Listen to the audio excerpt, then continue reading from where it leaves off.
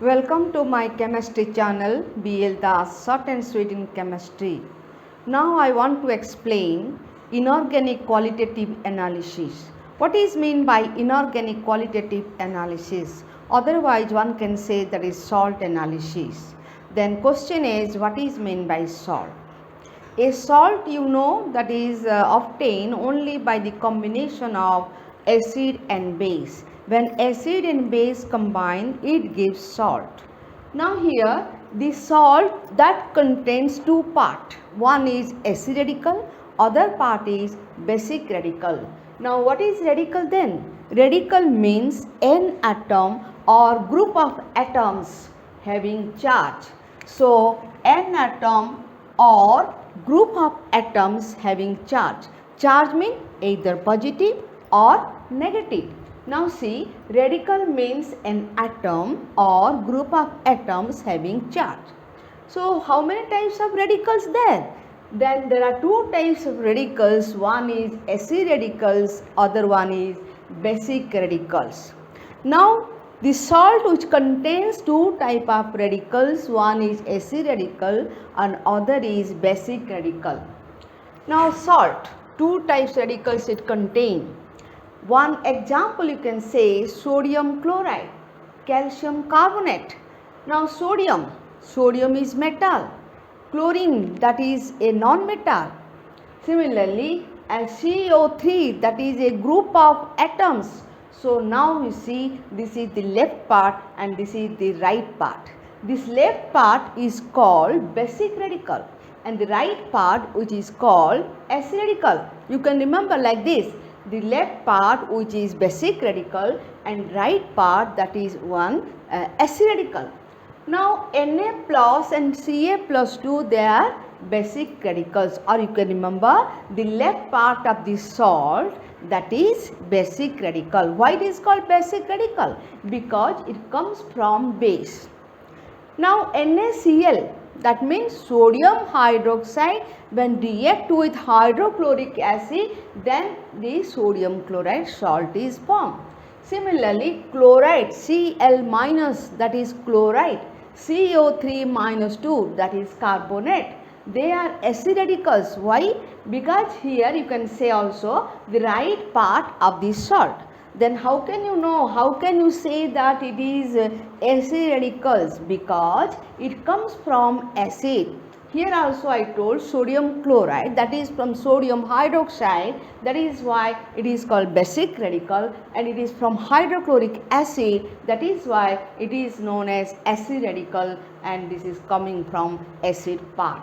Similarly calcium carbonate, calcium that is from calcium hydroxide basic part, and here you can say carbonic acid that is acid part. So you can also remember the left part is your basic radical and right part is your acid radicals.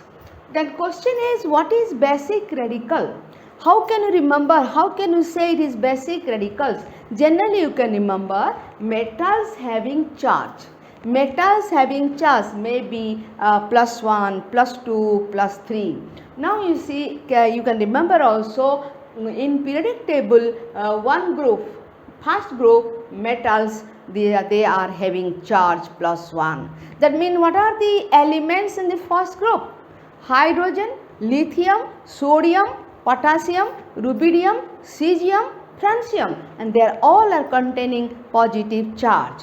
So second group metals they are plus 2 charge. Second group calcium, magnesium, barium, calcium, strontium, barium, radium. Now you can say here group 2 metals they are plus 2 charge, and 13 group example aluminium.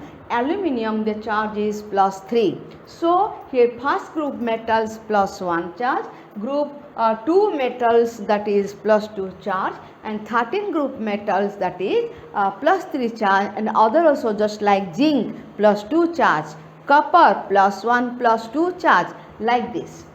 One is exceptional case. See here NH4 plus 1. NH4 plus 1 that is not a metal. It is a group of atoms having charge plus 1. So this is known as ammonium ion. Since ammonium ion having +1 charge, so it is one type of basic radical. Now generally what happened basic radical, how can you remember? The metals from groups in periodic table, you can say according to that group they are having charge and they are basic radicals. An exceptional case ammonium NH4 plus, that is ammonium ion. Then come to acid radicals. What is acid radicals? Acid radical means the sign should be negative. An atom or group of atoms, and what is the charge? Negative. So example you can say carbonate CO3 minus 2, that is carbonate. What is the charge? Minus 2. Similarly nitrite NO2 minus 1, that is nitrite. S minus 2, that is sulfide, and PO4 minus 3, that is called phosphate, and here that is SO3 minus 2, that is sulfite.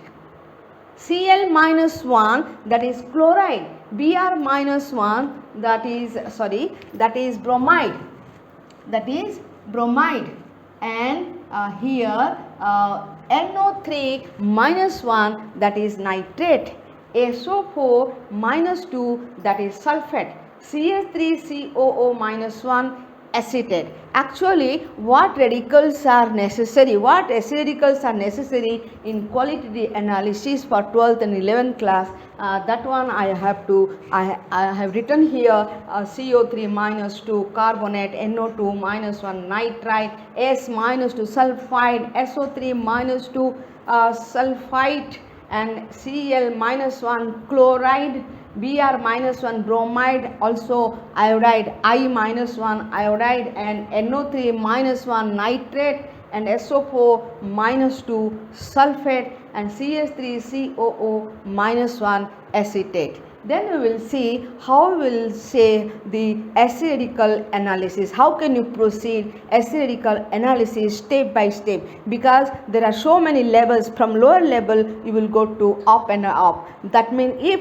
group 1 test is not functioning, not effervescence takes place, then you will go to second group. If second group effervescence not takes place, then you will go to third group, then you will go to fourth group. Then only possible you can say your compound contain this type of acid radicals.